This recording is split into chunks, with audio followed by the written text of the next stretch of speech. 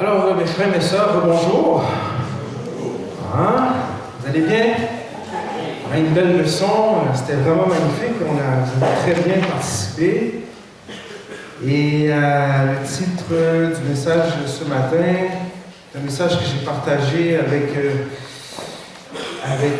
nos frères et sœurs de l'église de St. Andrews, l'église au centre-ville. Et c'est ça, j'ai jugé bon que je pouvais partager aussi ce message ce matin avec l'ensemble de nos frères et sœurs qui sont ici aussi. Donc, un gâteau, c'est toujours bon de le partager, hein?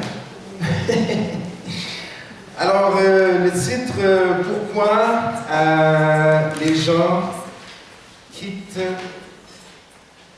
l'Église? Pourquoi les gens quittent l'Église? Franchement, ce matin, il va falloir que je demande à Jaco d'où vient cette version de Bible que tu as. C'est quoi le nom de la version?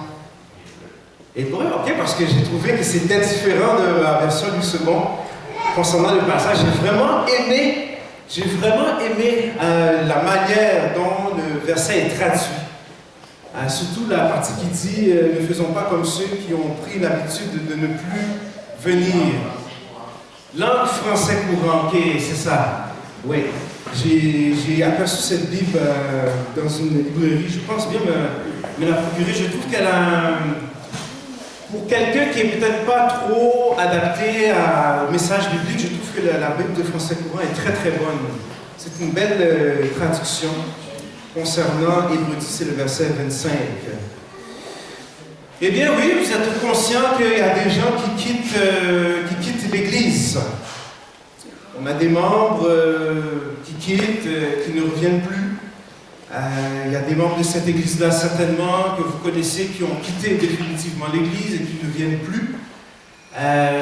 Moi j'étais dans une église à Montréal et c'est une église à peu près de 600 membres. Et bien, à un moment donné, il y a certains membres qu'on ne voit plus. Ils ne viennent plus. Ils prennent l'habitude comme ça de ne pas venir. Donc je pense que c'est un problème sur lequel l'Église doit se pencher. Mais avant, j'aurai des chiffres à vous ressortir. Parce que j'ai été quand même impressionné de la croissance quand même soutenue de l'Église.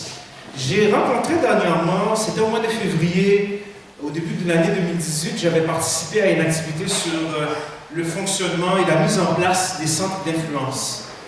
Et j'ai rencontré, comment il s'appelle? Il s'appelle David Trim.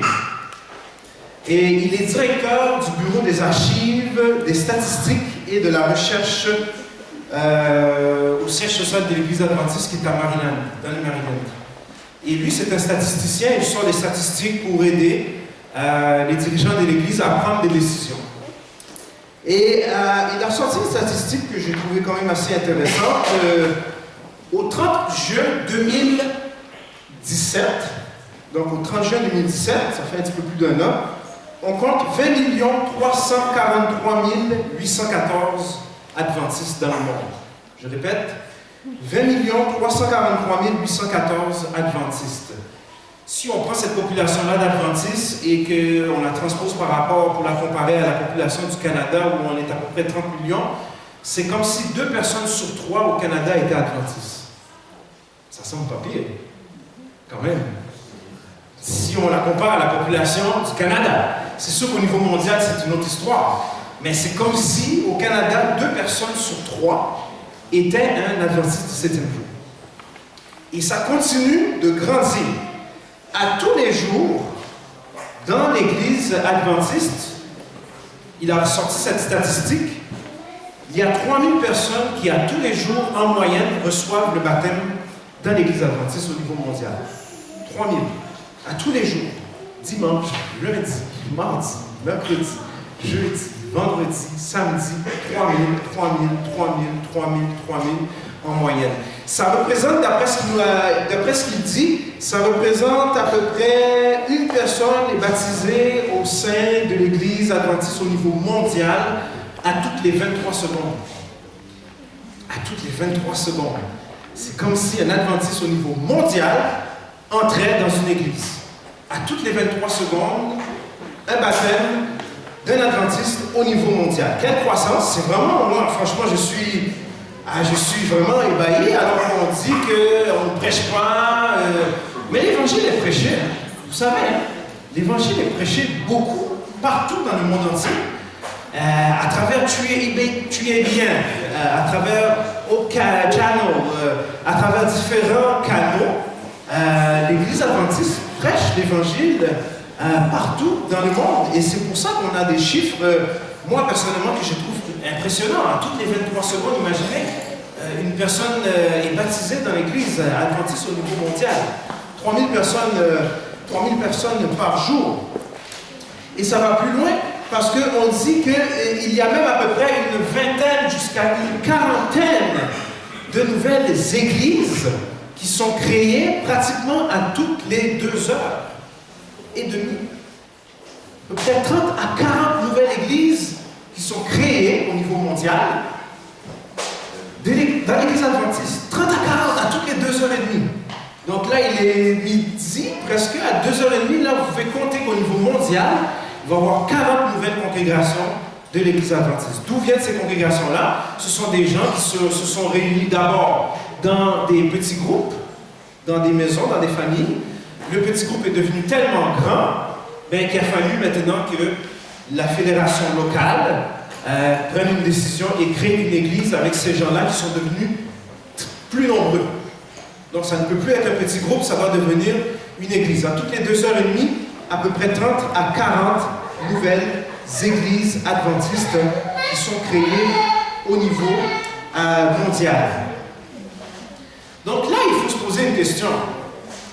À travers tout ça, il y a quand même des gens qui quittent l'Église et qui ne reviennent plus. Et David Trims a mentionné qu'effectivement, il y a une croissance assez soutenue de l'Église adventiste. Il y a beaucoup de monde qui rentrent dans l'Église adventiste, mais on explique que dans les années 60, il y a eu un grand boom de personnes qui sont rentrées dans l'Église. Il y a eu beaucoup de baptêmes dans les années 60. Et j'essaie de faire un parallèle un peu pour voir qu'est-ce qui aurait pu expliquer ça. Dans les années 60, vous allez voir que ici au Québec, on est un peu dans la période de la Révolution tranquille avec Jean Lesage.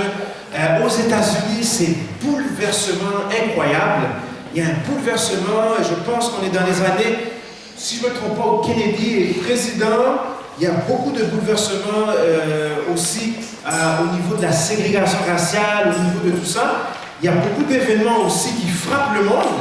Et il semble qu'à cette période-là, beaucoup de personnes ont pris la décision de recevoir le baptême, de donner leur vie à Jésus. On est dans les années 60 et une grosse partie de personnes, on dit que même plusieurs millions de personnes vont joindre l'Église adventiste.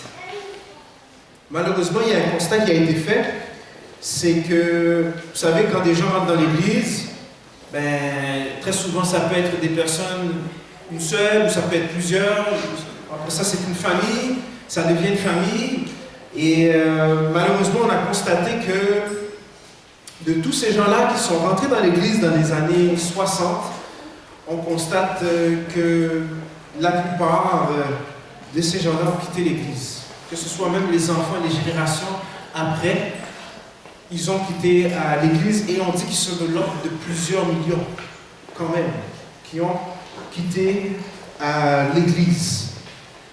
Et pour rentrer dans le pourquoi, parce qu'il y a des raisons majeures qui expliquent ça, pourquoi les gens quittent l'Église? Il y a quelques raisons en périphérie des 6 raisons majeures. Et une des raisons qu'on peut trouver, c'est la dérive graduelle. La personne, tranquillement, cesse de prier. Et vous savez, cesser de prier, ça peut arriver facilement. Il suffit d'avoir une vie très mouvementée, il suffit d'avoir une vie remplie d'occupations, qu'on ne passe plus vraiment de temps à prier. Et quand on ne prie pas, qu'est-ce qui arrive? On finit par négliger l'étude de la Bible. On n'a plus cette relation-là proche avec Dieu.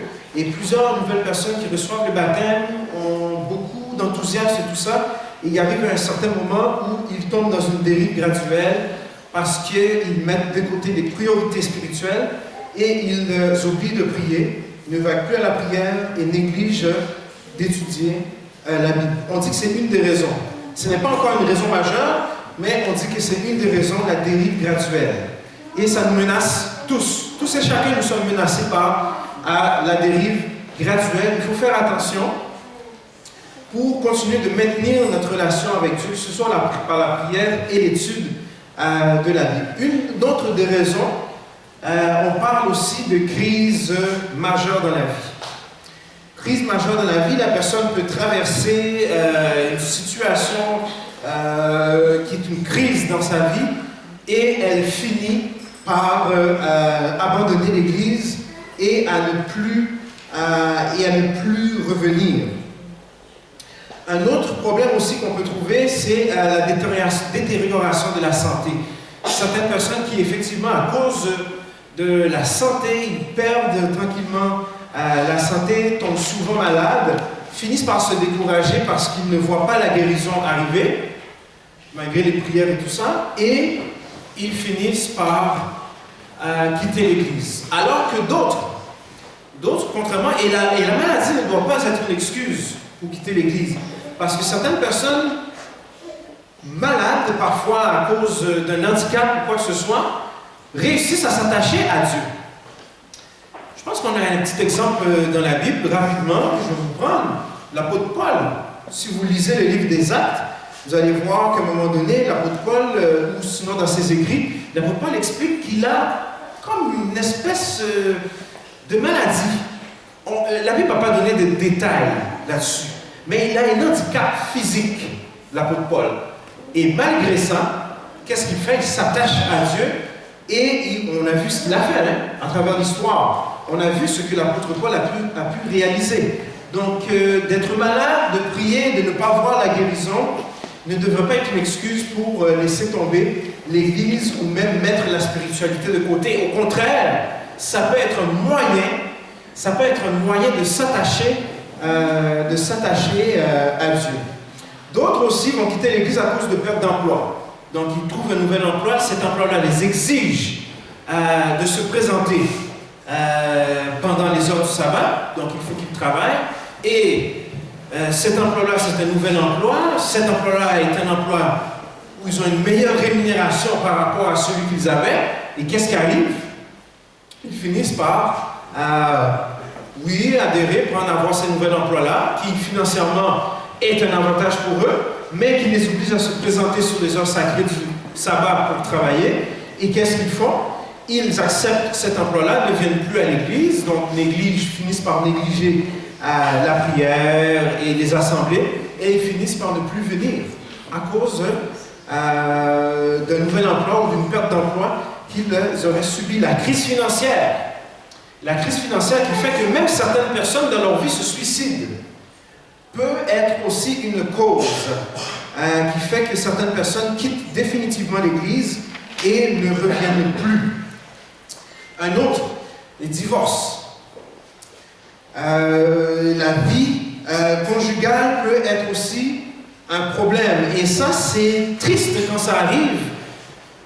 Parce que très souvent, quand deux personnes divorcent, et surtout ont déjà fondé une famille et qu'il y a des enfants, eh bien, très souvent, les deux vont quitter l'Église, vont cesser de se présenter à l'Église, ou peut-être des fois, une seule des deux personnes va continuer de venir à l'Église, mais qu'est-ce qui arrive avec les enfants? Ça affecte toute la vie familiale. Et ça fait aussi en sorte que des enfants qui vivent ce divorce-là, eh bien, s'ils sont moindrement rendus à l'adolescence et tout ça, bien, ils vont finir par ne pas prendre l'Église au sérieux parce que, bien, papa ou maman n'est plus présent dans le couple et ça fait que ces enfants-là vont peut-être finir même par mettre de côté l'Église et de fréquenter les assemblées, malheureusement. Une autre raison qui peut peut-être vous paraître un peu bizarre, mais la perturbation dans le sommeil. La perturbation dans le sommeil peut être une cause qui fait que à vous quitter l'Église. Mais qu'est-ce qui peut bien perturber le sommeil? Mais toutes les raisons qu'on a vues avant peuvent être une cause de perturbation de sommeil qui fait que vous n'avez plus la concentration parce que quand on ne dort pas, la concentration, là, elle disparaît. Et même aussi, la motivation pour certaines choses vont disparaître. Donc, vous pouvez être perturbé dans le sommeil à cause d'une crise financière, à cause d'une perte d'emploi, à cause d'un divorce, à cause d'une crise majeure dans votre vie personnelle. Tout cela, ça peut perturber votre sommeil. Qu'est-ce que ça fait? Ça fait qu'on n'a plus envie de prier. Ou on reste couché dans le lit pendant des heures interminables, même si on ne dort pas. On perd la motivation. Qu'est-ce qui arrive? On finit par bien même laisser l'Église et mettre de côté la vie spirituelle. Il y a aussi un changement de carrière. On en a parlé un peu avec la perte d'emploi. Donc, on change d'emploi. Cet emploi-là nous oblige à travailler pendant les sabbats. Et voilà, on a changé de carrière et on cesse aussi par ce changement de carrière-là de venir à l'Église. Autre chose aussi qu'on peut trouver concernant les gens qui quittent l'Église, c'est concernant le stress extrême dans leur vie. Il y a beaucoup de personnes dans nos églises qui vivent des stress qui sont extrêmes dans leur vie et parfois ils ne trouvent personne à qui parler de ce stress ou de ce problème dans leur vie. Et j'avais fait mention de ça lorsqu'on étudiait la leçon de l'école du sabbat concernant les conflits qu'on pouvait rencontrer dans l'Église et aussi le fait que parfois on avait certaines discordes qui pouvaient se présenter dans l'Église. Et j'avais ressorti le point qui fait que parfois dans nos églises, on manque de personnes qui sont capables d'écouter. Parce que l'écoute, c'est très important. Et quand je parle d'écouter, je parle de porter attention. C'est pour ça que dans le dictionnaire en français, écouter et entendre, c'est deux choses différentes. C'est deux choses complètement différentes. Quand on écoute, on est capable d'être sensibilisé par rapport soit à un problème ou à une cause dans l'Église. Mais le problème qu'on trouve dans nos églises, et ça c'est à travers les pasteurs, c'est à travers aussi les diacres et les diaconesses, c'est à travers aussi des anciens, c'est à travers aussi des membres d'église, on trouve difficilement des gens capables d'écouter, capables de porter une attention peut-être à quelqu'un qui peut avoir un certain problème dans l'église. Et ça fait en sorte que certaines personnes ne pouvant pas trouver quelqu'un à qui ils peuvent parler, quelqu'un qui peut les écouter, bien, ça fait qu'ils vivent des stress extrêmes et ils ne sont pas capables d'en discuter. Et ce que je vous dis là n'est pas seulement un problème dans l'Église, c'est un problème de société. C'est un problème de société et ça, c'est d'ordre mondial. Si aujourd'hui, on vit sur une terre qui est remplie de conflits dans plusieurs pays dans le monde, en Haïti, au Liban, quel que soit là, où est-ce qu'on trouve des conflits, c'est parce qu'on ne trouve pas de personnes capables de prendre le temps d'écouter l'autre. Donc on se retrouve avec des conflits, des guerres et toutes sortes de choses, même aussi des problèmes dans l'Église, parce qu'on ne trouve pas de gens capables d'écouter. Et quand je parle d'écouter, c'est de porter une attention, de prendre le temps de comprendre le problème et d'essayer de trouver une solution ensemble. C'est ça que je veux dire par écouter. Je ne veux pas dire d'écouter la musique, c'est pas ça. C'est d'écouter, de prendre le temps d'analyser un problème pour ensuite travailler en consensus pour trouver une solution. C'est pour ça que dans plusieurs pays dans le monde, on a des conflits et que dans l'Église aussi, on a des conflits et que dans l'Église, on a des gens qui quittent l'Église parce qu'ils vivent des stress qui sont extrêmes. Ils ne sont pas capables d'en parler à personne parce qu'il n'y a personne à qui ils peuvent se confier, personne semble avoir une écoute ou une oreille pour écouter. Qu'est-ce qu'ils font? Ils vivent des stress extrêmes et on dit même, et ça va plus loin, et on dit même que, en plus, quand les gens font face à un stress extrême dans leur vie et s'apprêtent à se séparer de l'Église, ils commencent par se comporter d'une manière contraire à leur caractère. Par exemple, avant, ils peuvent avoir été polis et avaient bien pratiqué dans leur classe de l'école et avaient bien pratiqué dans leur classe de l'école du sabbat, mais maintenant, qu'est-ce qu'ils font? Ils ont tendance à verser dans la polémique. C'est ça, une personne qui vit un stress extrême va peut-être venir à l'église, tout peut-être en se disant qu'il va s'apprêter à quitter l'église, parce qu'il vit un stress extrême, il n'est pas capable de trouver quelqu'un capable de l'écouter, et qu'est-ce qu'il fait? Il va commencer à se verser dans des polémiques. Il va commencer à causer toutes sortes de problèmes à l'intérieur de l'église. Et on dit même, ça va plus loin, ça dit, où il va se replier sur lui-même. Il va commencer à émettre des commentaires qui peuvent être perçus de manière négative. D'autres exemples de conduite atypique comprennent le fait de partir au beau milieu des sermons du sabbat matin. Ça, c'est un signe. Si on commence à voir quelqu'un qui quitte régulièrement pendant le sermon du sabbat matin, c'est un signe, il faut faire attention. C'est une personne qui s'apprête à quitter l'église et il faut commencer peut-être à se pencher sur ce problème. Et on dit même aussi que ces gens-là qui vivent un stress extrême dans l'église, pas capables de trouver quelqu'un à qui en parler et qui ne trouvent pas quelqu'un qui a de l'écoute, on dit qu'ils peuvent perdre leur sang-froid, ils peuvent même se mettre à hurler à de rares occasions et de se laisser aller même à la violence. Peut-être que vous avez déjà fait cette expérience-là de personnes qui ont perdu leur sang-froid, qui se sont même mis à verser dans la violence. Ce sont des signes qui montrent qu'effectivement cette personne-là va commencer à mettre l'Église de côté et peut-être même la spiritualité de côté dans sa vie. Donc il faut savoir se pencher sur ce problème et il ne faut surtout pas s'écarter de ces gens-là et les mettre à l'écart. Il faut trouver un moyen de prendre le temps d'écouter ces gens-là, d'aller chez eux s'il le faut, pour qu'ils puissent être capables d'être écoutés, qu'on puisse trouver une solution pour régler le problème de cette personne-là. Je vais rentrer tranquillement dans les 6 raisons majeures qui expliquent pourquoi les gens vont quitter l'Église. Et on dit, une des 6 raisons majeures, c'est que cette personne-là va percevoir de l'hypocrisie chez les morts. Ça, c'est bien malheureux parce que dans une église entre frères et sœurs, et c'est d'abord pour cela qu'on s'appelle frères et sœurs, on doit être capable de vivre en famille. On doit être capable de vivre en famille. Et il y a une expression québécoise qui dit, quand on est en difficulté, on fait face à des problèmes et tout ça, bien, on doit laver son linge sale en famille. Donc, certaines personnes qui viennent d'entrer dans l'église, qui sont fraîchement baptisées, comme je vous ai montré les chiffres là, les 3000 personnes qui rentrent dans l'église par jour, il y a plusieurs de ces personnes-là qui, qu'est-ce qui arrive? Après être entrés dans l'église, ils quittent parce qu'ils, tranquillement, ils s'aperçoivent qu'il y a de l'hypocrisie entre les membres. Ce nouveau baptisé-là voit que le premier diacre est en conflit avec le premier ancien, et qu'est-ce qui arrive? Il perçoit cette hypocrisie. On lui a montré que l'église adventiste est une église d'amour. On lui a fait des classes baptismales.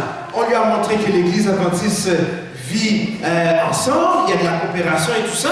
Et après ça, après quelques temps, ce nouveau baptisé-là, qui n'est pas encore fort dans la foi, s'aperçoit qu'il y a une guerre ouverte entre le premier diacre et le premier ancien, qu'il y a une guerre ouverte entre le premier ancien et le pasteur. Et qu'est-ce qui arrive? Il perçoit qu'il y a ce genre d'hypocrisie-là et il va finir par quitter. Il quitte parce qu'on lui a présenté une église qui était une église unie. Et parfois, la réaction est un peu compréhensible. On ne peut pas rester dans un endroit, je ne sais pas pour vous, mais on ne peut pas rester dans un endroit qui peut empêcher ou affecter même des fois sa relation avec Dieu. Donc parfois, la réaction de ces gens-là est un peu compréhensible lorsque des membres qui sont là depuis longtemps n'arrivent pas à s'entendre et à vivre ensemble comme l'amour du Christ l'a recommandé, le recommande. Un autre problème qu'on va percevoir, on l'a vu un peu en parlant des divorces, mais les problèmes conjugaux. Des fois, des gens ne divorcent pas nécessairement, restent ensemble, mais vivent des problèmes conjugaux. Et qu'est-ce qui arrive? Ça finit par affecter même la famille, et même la famille, et puis ça finit aussi même par affecter, ça peut finir par affecter l'Église. Parce qu'à un moment donné, dans ces problèmes conjugaux-là, certains membres vont prendre pour la femme dans le couple, d'autres vont prendre pour le mari, ça va commencer à faire la zizanie, à faire la bisbille, ça va commencer à sortir dans l'église, il va commencer à y avoir du commérage, et qu'est-ce qui arrive? Il y a certains membres, quand ils perçoivent ça, ils quittent, ils ne restent pas. Un autre problème qui est triste, quand j'ai parlé d'écoute, ça faisait aussi référence à ça, c'est l'absence d'amis. L'absence d'amis. Lorsqu'on n'est pas capable, lorsque des gens dans l'Église ne sont pas capables d'avoir des amis, bien, ils se sentent vraiment à l'écart, mais tellement à l'écart, qu'ils ne se sentent même pas suffisamment confortables pour participer aux activités qui peuvent être d'ordre social dans l'Église. Ils n'ont pas d'amis et ils finissent par quitter. Donc c'est très important pour nous ici, et je pense qu'on va devoir appliquer ça de manière très... il faudra appliquer ça dans nos vies et même dans la vie de l'Église. Quand on voit des nouvelles personnes qui se baptisent, ou de nouvelles personnes aussi qui viennent d'arriver dans l'Église, c'est très important. Et ça, c'est un exercice que j'essaie de faire le plus souvent que possible quand des gens nouvellement arrivent dans l'Église, que ce soit même aussi des adventistes qui viennent d'un autre endroit et qui viennent, ils sont nouveaux, de chercher à avoir des contacts rapidement avec eux, de prendre le numéro de téléphone, peut-être même aussi de faire un effort pour les inviter à dîner ou à souper à la maison. Parce que ça aide les gens, ces nouvelles personnes-là, eh bien, à avoir des amis dans l'Église. Et quand on a des amis, qu'on a des difficultés et des problèmes, bien, on est plus capable d'aller voir ces gens-là avec qui peut-être on a une relation plus proche.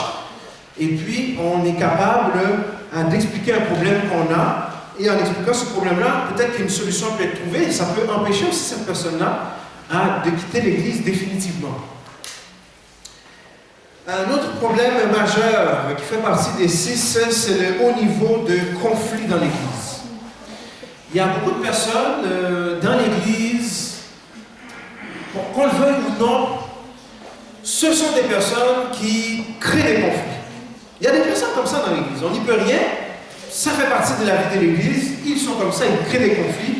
J'ai une petite histoire justement à raconter concernant ça, et c'est très dangereux aussi quand des personnes comme ça aiment créer des conflits, parce que ça peut faire en sorte que des personnes voient ça de manière négative, et ça peut faire en sorte que beaucoup de personnes quittent l'Église, mais ça peut faire aussi en sorte que cette personne-là créatrice de conflits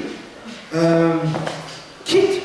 La petite histoire est très simple, c'est un membre d'Église qui est toujours en discorde avec le pasteur, quand le pasteur, souvent en réunion d'affaires dans l'Église, quand il y a une réunion d'affaires entre les membres et qu'il faut prendre des décisions, que ce soit de mesures disciplinaires dans l'Église par rapport à un membre et tout ça, c'est un membre qui a l'habitude, lui, de se lever pendant la réunion d'affaires et de s'opposer ouvertement au pasteur, que ce soit quand il y a des censures qui se font ou de la radiation. Et le pasteur, un jour, se lève pour prendre une mesure, en accord, bien sûr, avec les membres de l'Église qui sont rassemblés en réunion d'affaires. Et ce membre-là se lève pour dire qu'il s'oppose à la décision que l'ensemble de l'Assemblée va prendre. Il s'oppose, mais de manière farouche. Oui, il y en a qui peuvent s'opposer en levant la main, donc en appui contraire. Mais lui se lève, s'oppose de manière farouche, et l'Assemblée est bouleversée et tout ça. Et après un certain temps, on ne sait pas ce qui se passe. On ne le voit plus à l'Église. On se demande qu'est-ce qui se passe, et effectivement, l'homme a commencé à tomber malade, et il a fini par perdre la vie. Et cet événement-là, c'est arrivé immédiatement après cette manifestation qu'il a eue dans l'Église en s'opposant de manière farouche à l'Église et au pasteur par rapport à une mesure disciplinaire qui se prenait par rapport à un membre. Et il est tombé malade. En rentrant chez lui, il est tombé malade immédiatement et il est mort. Immédiatement. Parfois, il y a certaines personnes qui cherchent, oui, à peut-être défendre l'Église et tout ça, mais il faut bien comprendre que Dieu est maître de son Église. Dieu est maître de son Église. Il nous place comme des gestionnaires. Nous ne sommes pas là pour créer des conflits, mais nous sommes là pour travailler en assemblée et collaborer. Et ce que Dieu veut de nous, c'est qu'on travaille ensemble. Parce que dans l'entente, on fait en sorte de protéger aussi l'Église, de protéger aussi la vie de l'Église, de protéger aussi la vie des membres qui doivent vivre en collaboration dans l'Église. Donc, personnes qui sont créatrices de conflits dans l'Église, ça peut devenir un problème aussi dans leur vie. Ils peuvent créer de la maladie dans leur vie et tout simplement perdre la vie par la suite. Donc, il faut faire attention pour ne pas être ce genre de personnes. Les conflits de famille et aussi les conflits avec d'autres membres. Entre membres, ça peut faire en sorte que les gens quittent l'Église. L'heure avance, mais j'aimerais lire un verset avec vous. Je vais le lire pour vous dans la version Top. Je ne sais pas dans la version de Français courant comment ça se lit, mais dans la version Top, j'ai trouvé ça très, très intéressant parce que dans d'autres versions, je n'ai pas trouvé le verset de cette façon-là. Mais si vous avez la chance de lire ça dans la version Top, je vous invite à le lire. Donc, la question est très simple. Pourquoi rester à l'Église? Oui, il y a des conflits, il y a des membres qui sont invivables et tout ça, mais pourquoi donc rester à l'Église? Proverbe 27 et le verset 17. Proverbe 27 et le verset 17. Dans vos versions, ça risque d'être un peu différent. Dans la version du second, je ne sais pas pourquoi, c'est complètement différent, mais dans la version Top, je vais vous lire ce que la version Top dit. Ça dit, tout comme le fer aiguise le fer, l'homme s'aiguise au contact de son prochain. Et dans la version Top, voici ce que ça dit. Le fer se polit par le fer et l'homme au contact de son prochain. Ce qu'il faut comprendre par ce verset-là, c'est très important, c'est en étant en contact avec les autres, que ce soit dans l'église et tout ça, c'est en étant en contact avec les autres qu'on devient plus beau et plus belle. Ça fait bizarre à dire, mais c'est vraiment ça. C'est au contact des autres qu'on devient plus beau, plus belle intérieurement. C'est comme si notre caractère se construisait dans la bonne direction lorsqu'on reste en contact les uns des autres. Lorsqu'on vit la vie de l'Église avec amour. Tout comme le fer se polit par le fer, le fer, quand on parle d'aiguiser et tout ça, l'homme au contact de son prochain, c'est la même chose aussi. Donc, je trouvais que c'était un beau verset à appliquer dans nos églises. Et dans Galates 6, verset 1, le verset va nous encourager à porter les fardeaux les uns les autres avec amour. Donc, il faut qu'on apprenne à vivre dans la coopération, mais surtout entre chacun de nous ici, on doit développer quelque chose qu'on appelle l'écoute. On doit être capable d'avoir un comportement qui nous aide à prendre le temps d'écouter. Parce que dans la vie d'église, ça peut arriver qu'on ait quelques discordes, qu'on ait des malentendus, qu'on ait des visions différentes. Comme on l'a vu avec l'église primitive, ils avaient des visions différentes, les disciples entre eux. Mais qu'est-ce qu'ils faisaient? Ils prenaient le temps de se rassembler et d'écouter. Et c'est comme ça que le ministère des diacres a pris naissance dans l'église. Il y a eu un conflit, parce qu'on disait que, bon, les veuves d'un certain groupe, les juifs fénélistes se plaignaient que leurs veuves étaient négligées. Qu'est-ce qui s'est passé? Les disciples se sont rassemblés, ils ont écouté. Ils ont pris le temps d'écouter. Et qu'est-ce qu'ils ont fait? Bien, ils ont trouvé 7 personnes, et ces 7 personnes-là sont devenues des diacres dans l'église. Ils ont été les premiers diacres, dont Étienne était un des premiers diacres. Mais qu'est-ce que l'église primitive avait fait? Elle avait pris le temps de développer ce qu'on appelle l'écoute. Ils ont pris le temps d'écouter ce que les autres avaient comme requête. Et ils ont travaillé ensemble en consensus, ils se sont rassemblés en église et ils ont trouvé une solution. Et à ce que je sache, par la suite, lorsqu'on lit les livres des Actes, ils n'ont plus jamais rencontré ce problème. Parce que les diacres faisaient leur travail, ils avaient trouvé cette solution. Ils n'ont plus jamais rencontré ce problème dans l'Église, d'après ce qu'on peut lire. Donc, il est important qu'on puisse être capable de développer cette attitude d'écoute pour être capable d'avoir une Église qui reste unie et aussi une Église qui fait en sorte que les membres ne quitteront pas. Et j'aimerais terminer sur peut-être une suggestion qui pourrait être peut-être analysée, je ne sais pas, d'ordre mondial dans l'Église. On devrait être capable peut-être au sein de l'Église de mettre en place un département qu'on pourrait appeler le département qui chercherait à identifier les gens qui se désistent, qui quittent l'Église, et ce département-là pourrait être chargé de travailler à ramener ces personnes-là qui ont quitté l'Église. Et ça pourrait être aussi un département qui permettrait à des membres qui ne se sentent pas écoutés dans l'Église, ça pourrait être un département qui pourrait être de 2, 3 ou 4 personnes, un département qui va permettre à ces gens-là qui veulent quitter l'Église, qui veulent être écoutés, ce département-là spécifiquement pourrait être un département qui prend le temps de recueillir les requêtes de ces personnes-là.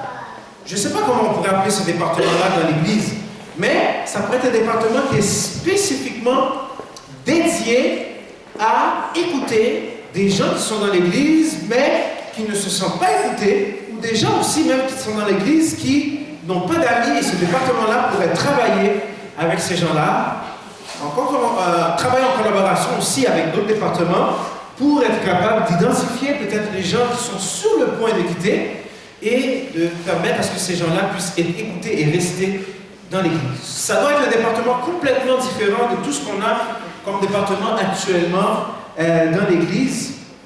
Et ça nous permettrait de garder l'unité dans l'Église. Ça permettrait à certains membres d'avoir un endroit, un département et des gens qui pourraient les écouter.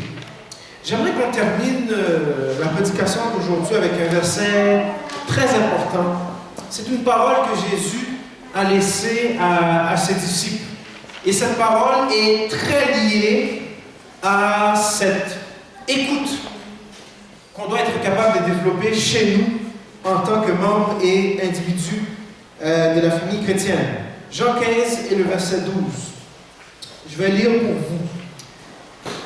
Et Jésus dit, avant de quitter les disciples, « C'est ici mon commandement.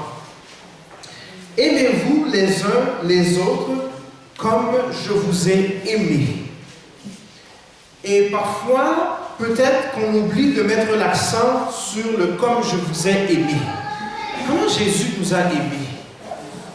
Jésus a donné sa vie. Jésus a donné sa vie pour nous. C'est comme ça que Jésus nous a aimés. Et comment il a montré aux disciples qu'il aimait vraiment les disciples? Jésus n'a jamais abandonné les disciples pendant les 3 années qu'il a passées avec eux. Il ne les a jamais abandonnés. Quand les disciples avaient faim, il les a nourris. Quand les disciples avaient peur, il les a rassurés. Parce qu'à un moment donné, ils ont eu peur. Hein? La barque se ballottait et tout ça. Jésus dormait. Jésus les a rassurés. Quand les disciples étaient tristes, Jésus les consolait. Quand les disciples ne comprenaient pas certaines choses, Jésus était capable de prendre le temps de leur expliquer. À un moment donné, les disciples ont vu un aveugle-né. Les disciples ont posé la question à Jésus, mais qui a péché? Ses parents ou lui pour qu'il soit né aveugle? Jésus de leur répondre, non. C'est pour que la gloire de Dieu puisse se manifester en lui. Quand les disciples avaient de l'incompréhension, Jésus prenait le temps de leur faire comprendre. Il y a des gens qui sont dans nos rangs, ici dans l'Église, qui ont certaines incompréhensions par rapport à certaines choses. Il ne faut pas les écarter. On ne doit pas les écarter pour ça. S'ils ont peut-être certaines divergences au niveau de certaines croyances, au niveau de certaines choses, il ne faut pas les écarter. On doit maintenant prendre le temps de les écouter. Donc je parle ici d'approfondir ce qu'ils veulent nous dire et de prendre le temps de pouvoir les écouter et de pouvoir trouver ce qui ne va pas pour qu'on puisse les aider. Il ne faut surtout pas les écarter. Quand les disciples ne comprenaient pas quelque chose, Jésus ne les écartait pas. Il prenait le temps de les écouter et de les aider à comprendre. Quand les disciples avaient faim aussi, Jésus ne les écartait pas. Il prenait le temps aussi de les nourrir. Donc, Ce message est une prière pour vous et pour moi, espérant que nous allons être capables de contribuer au fait que les membres puissent rester dans l'Église, mais surtout qu'on puisse prier. Parce qu'on peut prier pour demander à Dieu de développer chez nous l'écoute, pour qu'on soit plus sensible à des personnes qui ont peut-être des interrogations, des incompréhensions, même au niveau des croyances qu'on a, nous, les adventistes du 6e jour. Donc on peut prier Dieu pour cela et peut-être chercher aussi à mettre en place dans nos églises un département qui va aider les gens à pouvoir se tourner vers ce département-là pour être compris, écouté et entendu, tout simplement. Donc, je vous remercie d'avoir pris le temps d'écouter. On a dépassé l'heure de beaucoup. Mais priez pour que Dieu puisse développer l'écoute chez nous et aussi l'écoute dans nos églises pour que, bien, finalement, l'Église puisse continuer de croître, je l'espère, à 5000 baptêmes par jour. Parce que pour l'instant, nous sommes à 3000. Donc, on peut chercher aussi à être 5000, 10 000 baptêmes par jour si seulement on peut prendre le temps de développer l'écoute pour aider les membres à rester dans l'Église une fois baptisés. Merci et bonne journée de sabbat.